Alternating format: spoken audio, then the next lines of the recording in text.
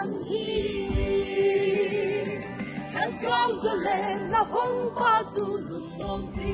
me Peter Jose available bon chavini khopa tuni kho ahi pathin phathei bo kachan zalen nu nei zo si how kep to video shooting khat ka hin ball kin hunding ahi in pakai wa choila ahi in hi chi hi tuni hi video shooting ka hin ball hunding shooting le neu neu ka hin bet sa nomin hi ji chun abula ko na chai na chanei vet pi devin ka hung ta vin ahi to hi nu nei zo si aki go in tun ke ka ki go chai tan to ai shooting ka ball hunding chai chai ting le in lut na program khat ka nei honin tung set te nei ne vet pi devin ka hung ta ve in ka hung ki pa do tai to hi ko zo si hi abiji thajeng ta na hi langa hin brother ka nam jem hi in aloi pa hi shooting le lai hin sanglen haulai now sen adonin ko zo si jong akigo ta na hi say hi ka hung ki pa do tai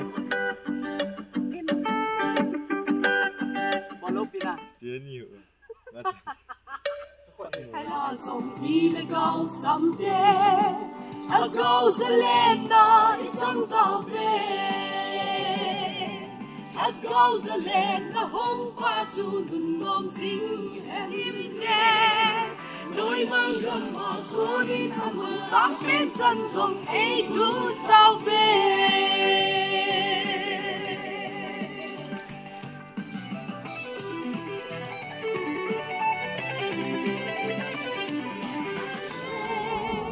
nỗi mang gầm mà cố đi thăm ngày cài tiếng muốn phá lâu buồn sáng bên chân rồng ấy rút someday now sen ka don tan na hiya kusunga pa tuni sanna ta dom lo pa bang phu na nei chan ho kat ni thum ya sim zo ai su a hi po hallelujah hallelujah amen hallelujah lâu pina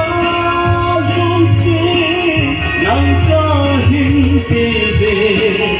amen hallelujah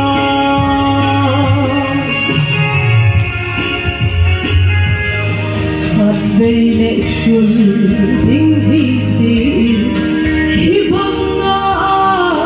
lâu khi thầy lệ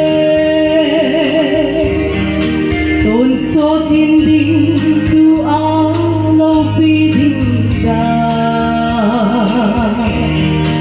là gạo mịt nam cứ gan gột lên dù ta lâu đình dù gần nôm dù alam dinh nghề tu liên hết chim đây con cuộc nào in đốm đã lấy cái tàu về asunga hin nang ba hung vai ho min patra các vai con các vai đừng này hết khi un pa ka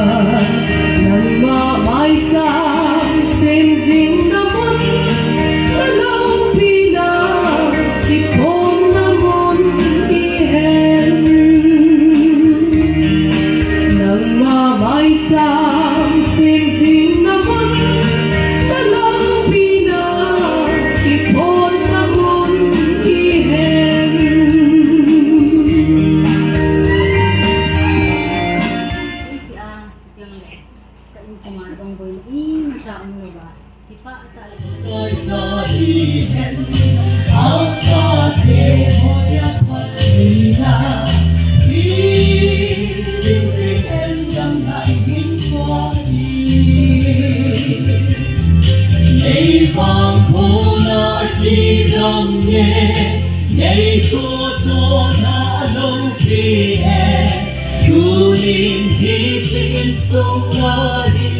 nang hung sen rồi là thằng hoa na nào mai sang khi tuôn có na mừng khi sinh dậy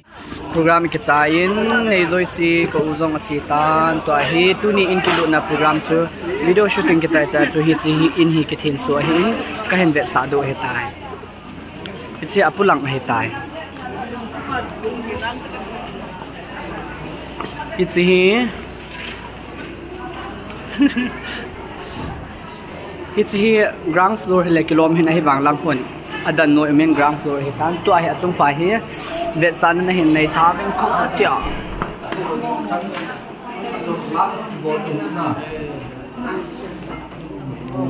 kan to hi za ta pa ke hi ve chi kitchen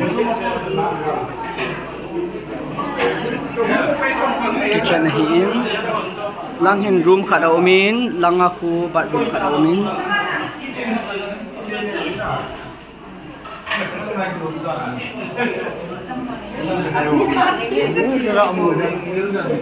room hong nan ve sa ta ving ya pichalai hi chalang hi room a hi ke ta na hi ting le lai hi anu la pa room de da na hi a thu pi thang yai ha lang hi hiti hi kot almira tabang hin iga luya hi le langa hi kitchen no toilet oi aki hoi sa ta ne ama ha kai ko hi zong he tai ko ai no mi atam balin abon ka hem ka sa zo to ko ne kai di ta